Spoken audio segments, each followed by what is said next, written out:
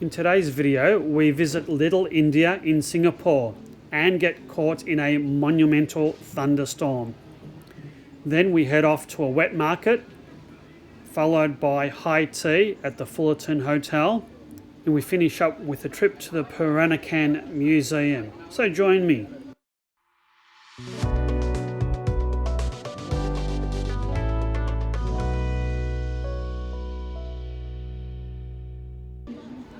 Hey, this is Maximo and welcome to Maximo's Travels.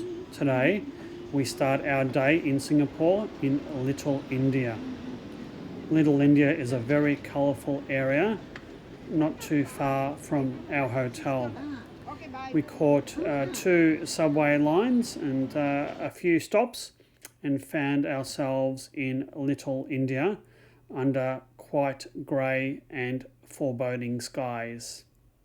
We got off at the Little India MRT station and proceeded to have a bit of a wander around the streets of Little India. We passed many different stalls selling all sorts of things. Fruit, vegetables, flowers, clothes, carpet, gold and jewellery. Anything you could basically think of was being sold. I'll let you have a bit of a wander around with us.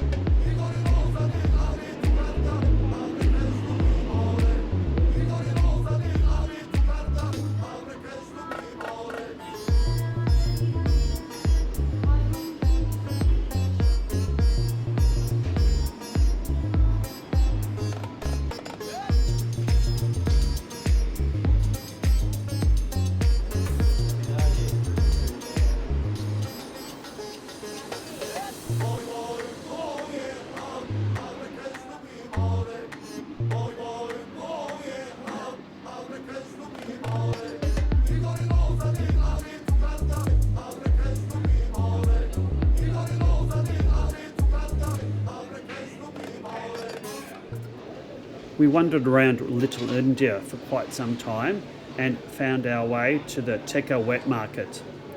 I've never been to a wet market before and goodness, it was a sight and smell. It's a pity there's no smellorama on this video because especially the fish part was quite pungent. Whilst I'd have no hesitation in actually buying something from here, it did look quite hygienic. It was very hot, the place wasn't air conditioned and the floor was wet with fish guts and all sorts of sort of nasties.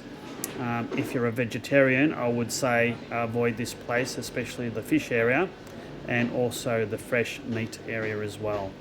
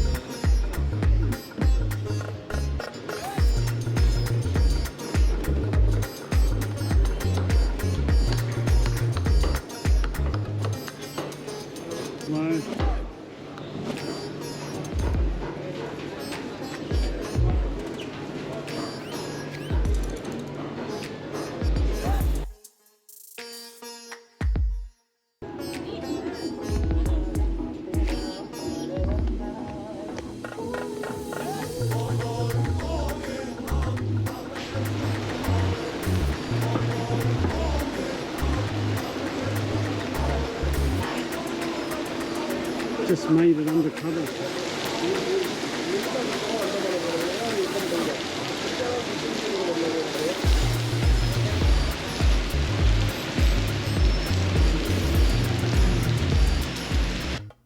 The rain cleared up and we made our way to Marina Bay and a designated appointment at the Fullerton Bay Hotel for high tea with one of Joe's old dear friends who happens to live in Singapore.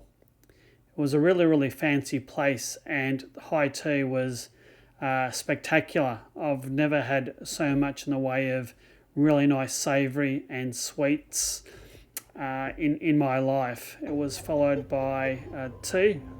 Obviously Joe had a tea and I had a really nice coffee. It was a fantastic place to go and just be seen.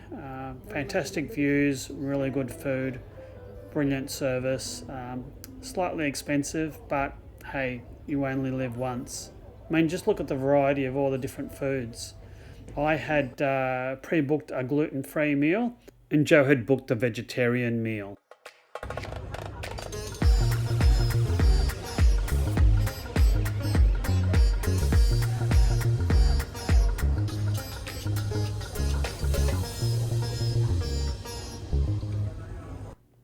It took us about 2 hours to get through our high tea at the Fullerton Bay Hotel, and then we proceeded to walk along the esplanade of Marina Bay and make our way to the very famous Merlion statue, the one that spits water out of its mouth into Marina Bay. There's quite a lot of people here, very, very busy, but again, it's another must-see attraction to come and see if you're in Singapore. We spent some time in the Merlion area, and by this stage we're quite hot and bothered and decided to have a cleansing ale.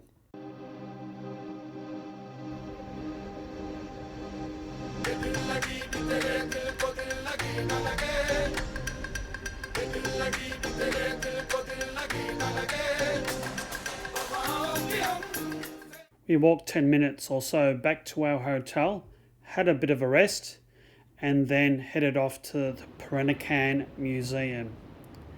The Peranakan culture is quite unique. It's a blend of the native Malay cultures, Indian and Chinese all sort of fused together.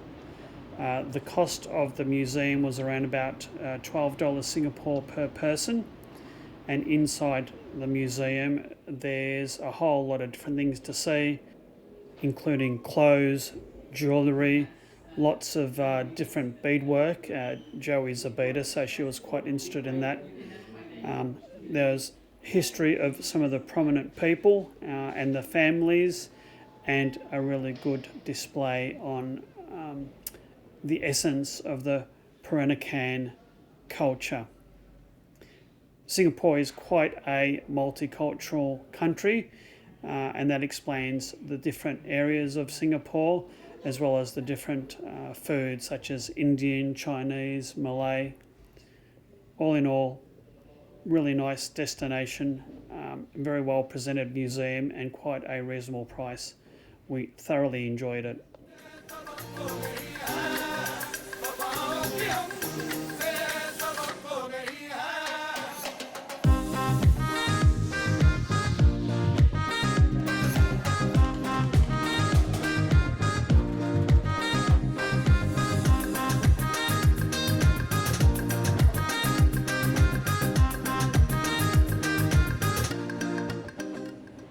We spent an hour or so in the museum and then headed back to our hotel, which is about a short 10 or 12 minute stroll away.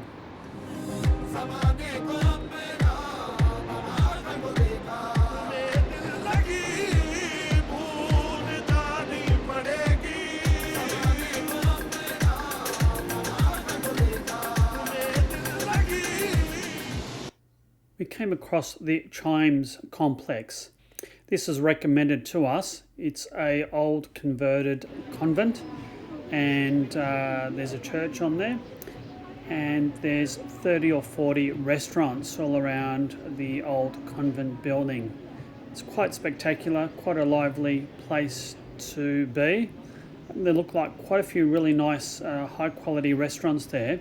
Unfortunately, we didn't have a chance to go back and have a meal there, but maybe for the next time in Singapore, I'd certainly recommend this as a place worth going to see, especially if you're in the Swiss Hotel or one of the nearby hotels.